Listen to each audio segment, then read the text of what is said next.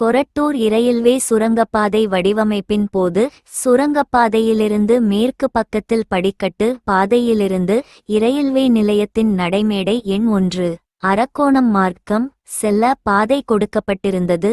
Ref. RTI letter dated June 15, 2011. Item 4. சுரங்கப்பாதை வேலைகள் நடக்கும் போது அந்த இடம் டம்மி ஸ்லாப் போட்டு மூடி வைத்திருந்தனர். கடைசியில் முடியும் போது வழி கொடுக்கப்படும் என்று இரயில்வேத்துறையால் சொல்லப்பட்டது. ஆனால் முடியும் போது அந்த வழி கொடுக்காமல் மூடிவிட்டனர். சென்னை பழவந்தாங்கல் இரயில்வே சுரங்க பாதையிலிருந்து இந்த மாதிரியான வழி திறந்து பாதை கொடுக்கப்பட்டிருக்கிறது.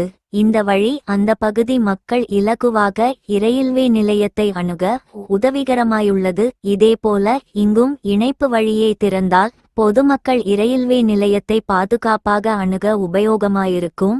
1997ஆம் ஆண்டு திறக்கப்பட்ட பழவந்தாங்கல் இரயில்வே சுரங்கப்பாதையிலிருந்து இரயில்வே நிலையத்தை பொதுமக்கள் பாதுகாப்பாக அணுக கடந்த 2008ஆம் ஆண்டு அப்போதைய தென்சென்னை நாடாளுமன்ற பிரதிநிதி திரு TR பாலு அவர்களின் தொகுதி மேம்பாட்டு நிதியிலிருந்து நிதி பெறப்பட்டு படிக்கட்டு பாதை அமைக்கப்பட்டது.